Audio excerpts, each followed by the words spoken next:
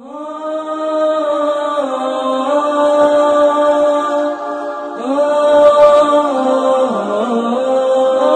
الله الرحمن الرحيم. كل نفس ذائقة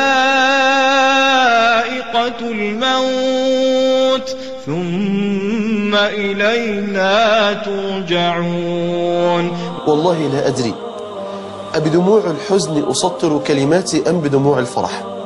بدأ البلاء بمرض أبي منذ فترة طويلة بمرض القلب، وبدأ الأمر يشتد. يا الله، بدأنا في اشتداد المرض، ولكن كم كان أبي صبورا. ثم أصيب بعد ذلك بمرض في الطحال، ثم الكبد. يا الله، ثم جاءت الصدمة الكبرى بالنسبة لنا جميعا بسرطان الكبد. ولكن وربي إخوتي لم أرى مثل هذا. فلكم كنت يا أبي لا أقول صابرا، ولكن أقول كان العجب يا أبي أنك راضيا. كان أبي يصمم على الذهاب للمسجد حتى لصلاة الفجر، مع أن الأطباء قد منعوه. ولكن الغريب زيادة تعلق أبي بالله بصورة كبيرة جدا. هذه الرسالة أحبابي إلى قلب الذي قسى، وإلى الذين أحببتهم في الله. لقد كان أبي دائما رغم وجود الغيبوبة مداوما على ذكر الله عز وجل، وعلى الصلاة، وعلى قيام الليل. كان أعجب ما رأيت من أبي. قال وهو في أشد غيبوبة مرت عليه منذ أن مرض، قال بالحرف الواحد: رضيت بالله ربا، وبالإسلام دينا، وبمحمد صلى الله عليه وسلم نبيا. محمد حق، محمد حق، محمد حق، والرسل حق، والملائكة حق. بل كان أبي يقول: لله الأمر، لله الأمر من قبل ومن بعد. بل ومن أشد ما أبكاني ما قاله أبي في الغيبوبة التي كانت قبل الوفاة.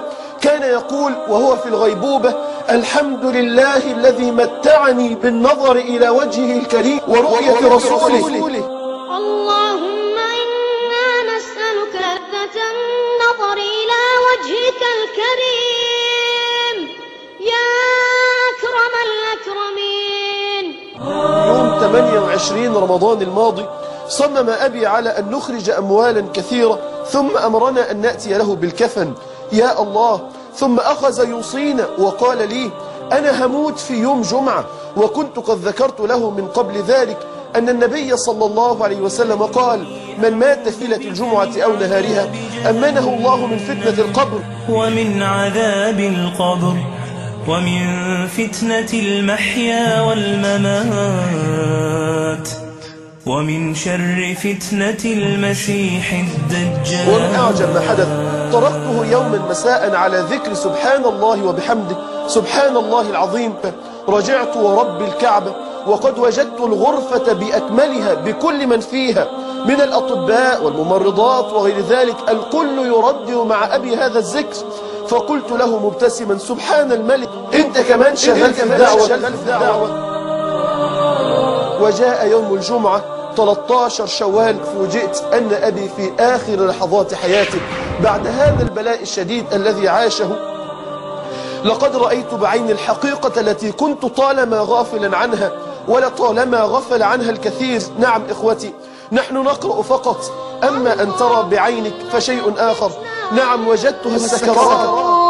إذا يبس منا اللسان وارتخت اليدان وضعف الجنان وشخصت العينان وبردت القدمان برحمتك يا أرحم الراحمين. قلت: يا رب يسر الأمر قبل المغرب، يا رب يسر الأمر قبل المغرب حتى تكون الوفاة في يوم جمعة، وما هي إلا دقائق.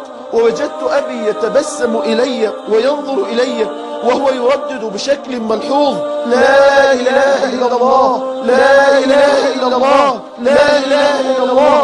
اللهم ثبتنا عند الموت بلا إله إلا الله. وفي تمام الساعة الخامسة وقبل آذان المغرب مات أبي، وإن كان أبي قد مات ولكنه أيقظ الكثير. على ماذا تريدون أن تموتوا؟ على شهادة وتوحيد، أم على معاص وقيود؟ على قرآن ونور، أم على آلام وهموم؟ على دموع توبة في جوف الليل، أم على دموع وما زالت المشريات تتوالى عباد الله.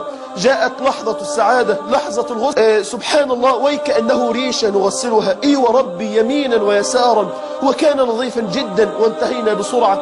وكانت هناك لحظة عجيبة لم أرها من قبل، إنها ابتسامة عجيبة ترتسم على وجه أبي، ثم تبسم ملحوظ جدا، يا الله.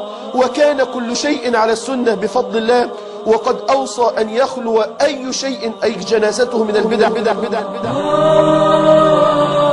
فلا تغرنك الدنيا وزينتها، وانظر إلى فعلها في الأهل والوطن، وانظر إلى من حوى الدنيا بأجمعها، هل راح منها بغير الحنط والكفن.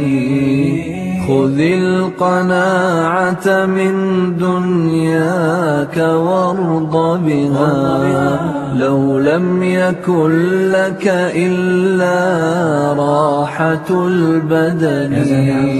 يا زارع الخير تحصد بعده ثمرا، يا زارع الشر موقوف على الوهن.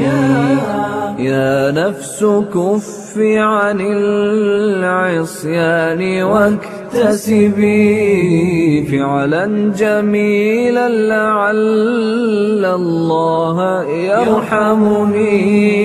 يا نفس ويحك توبي واعملي حسنا، عسى تجازين بعد الموت بالحسن. وعند إنزالنا أبينا إلى القبر حدث أمر عجيب، لقد انفك الكفن تدريجيا دون أن نلمسه، ورب الكعبة دون أن نلمسه. فقلت سبحان الله، ويكأنه يستعجلنا، وكان جسده طريا جدا جدا، مع أننا انتظرنا قبل الدفن 18 ساعة. واليوم التالي للدفن كان زوج أختي قبل أن يدفن قد اعتمر له، وكانت آخر وصاياه لي القرآن. أطفئت شمعة عمري وانتهى يومي وشهري، قد رحلت بلا إياب نحو أكفاني